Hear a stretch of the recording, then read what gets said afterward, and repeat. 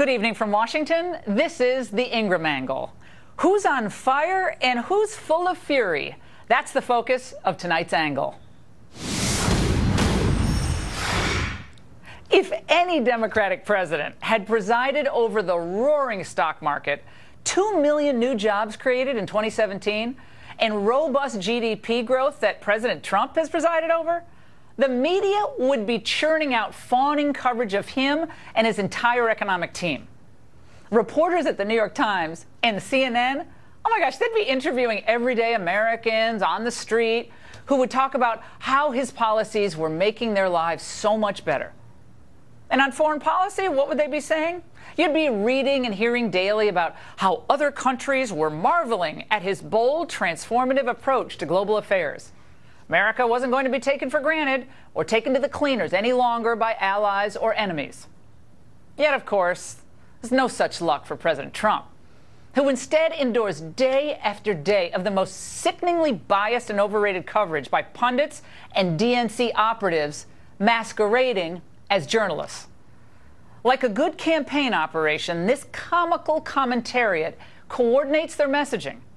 Just as the president is hitting his stride on judicial nominations, tax reform, enforcing our rule of law, deregulation, and trade, they play the only card they have: personal attacks.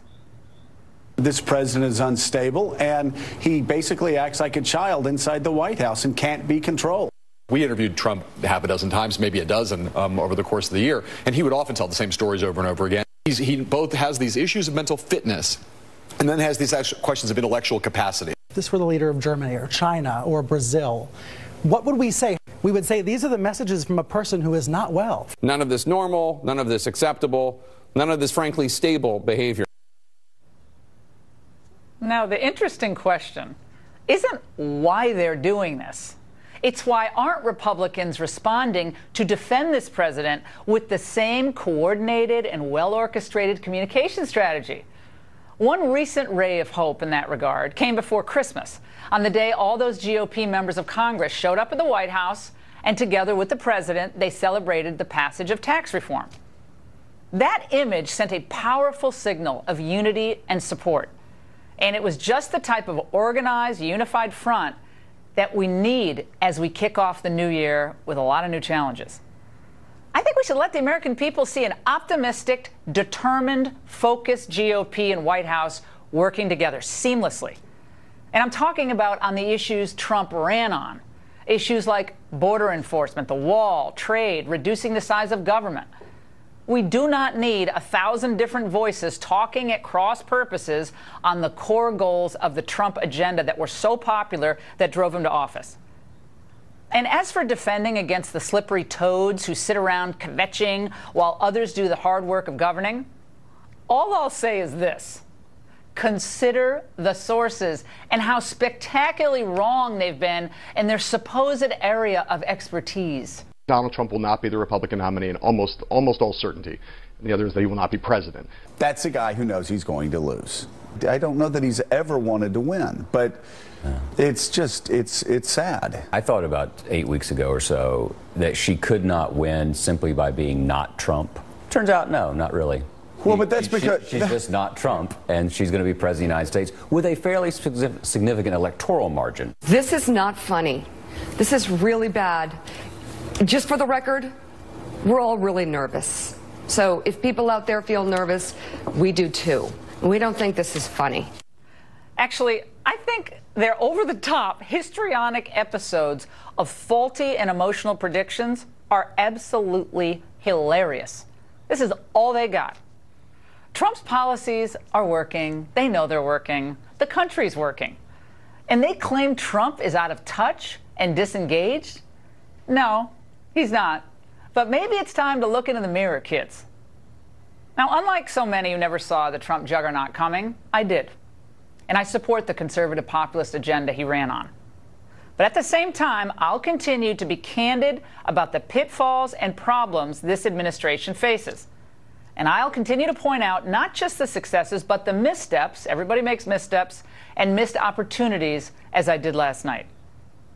Look, no White House staffer should have ever been encouraged to speak with a muckraker like Michael Wolff. How did he have access to the White House? Think about this guy. His book is replete with errors and unsubstantiated rumors, bad or no sourcing, and it contains lines that people may or may not have said. Hey, but don't take my word for it. Former Obama auto czar Steve Ratner wrote in a tweet, Bannon may well have said all that stuff, but let's remember that Wolff is an unprincipled writer of fiction. Then Maggie Haberman of the New York Times offered this insight. He creates a narrative that is notionally true, that conceptually true. The details are often wrong, and I can see several places in the book that are wrong. He gets basic details wrong. He has a history of telling people they're off the record and then disregarding that. Right now. Wait a second. And Wolff is the man, and the work that he put in this book is what the left has pinned all their hopes and dreams of for taking down Trump? Good luck with that. This is nothing but a left-wing la-la land stuff. Wolff is a type of author who traffics in broad generalities and poisonous, unsubstantiated facts. Mr. President, your political instincts are terrific. Remember, spitballs off a battleship. That means you're the battleship. Keep your eye on the prize. The prize is the American people.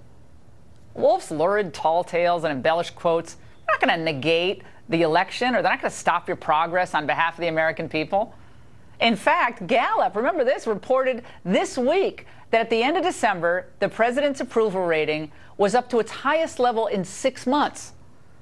President Trump has had a really good year, all things considered, and he's poised to have an even better 2018. That means the country's going to have a better year. In fact, the president seems to have all the fire.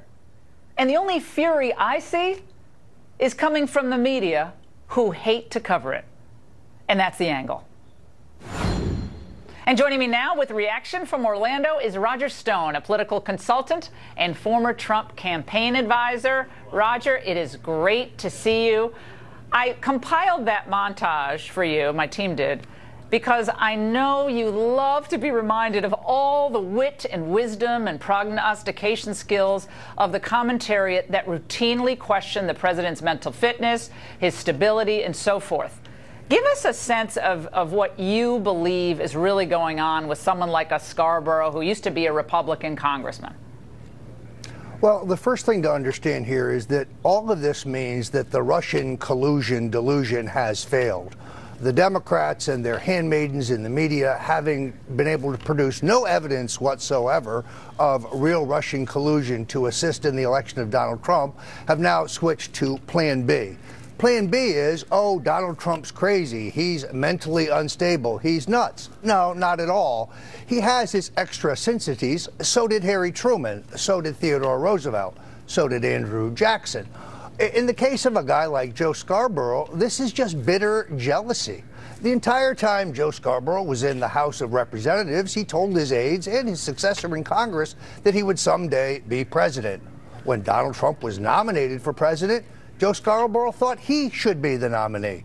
When President Trump chose Vice President Pence for vice president, Joe Scarborough thought he should be vice president. That's hilarious. And now, that didn't stop Joe and Mika from brown-nosing around Mar-a-Lago. In fact, we now know it was Mika who recommended Dina Habib Powell for the Deputy National Security Director in the Trump administration. But at the same time, they have turned on him out of bitterness. This is the establishment's next narrative. It is a precursor for a 25th Amendment argument against the president. To remove the president. It's really pathetic. They want him out. And I've said from day one, Roger, first of all, they thought I wasn't going to win. They thought Billy Bush and McCain attacks and Khazir Khan and all that stuff, they kept predicting his political demise. And now they're going with this Wolff narrative that bolsters their old narrative that the man is unhinged. I want to play something that he said on the Today Show this morning with Savannah Guthrie. Again, this is Michael Wolff, who wrote this lurid book. Let's watch. In the beginning, it was like every 25 or 30 minutes you would get the same 3 stories repeated. Now it's the same 3 stories in every 10 minutes. What are you arguing there? I will quote Steve Bannon. He's lost it. Your reaction to that? Bannon, according to this report, said he's lost it. I've been around the president. I repeat things. I give speeches. I say the same anecdotes. But repeating things and do people have a stopwatch, Roger, in there? This is just ridiculous. No, look, unfortunately, I wanted to give Steve Bannon the benefit of the doubt, particularly given Mr. Wolf's long history as a fabricator and a fictional writer. But unfortunately, I think the facts are in. You might chalk this up to animus if it had happened after Steve Bannon left the White House, but we learned that he was saying these things while he was on the White House payroll, and he owed his loyalty to Donald Trump. The idea that the president didn't want to win, didn't expect to win, I spoke to him throughout the campaign. Never once did he say that he either didn't want to win, and in every conversation, he was confident that he would.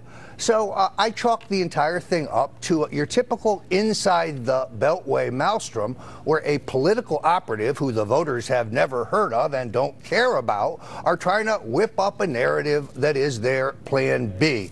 The Trump presidency is unstable because the president is nuts. Look, in Lyndon Johnson, we had a president who actually conducted White House meetings while sitting on the toilet defecating.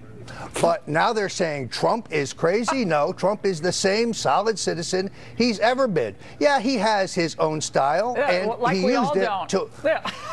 And he used it to win the greatest upset victory in American political history. Roger, they're so embarrassed.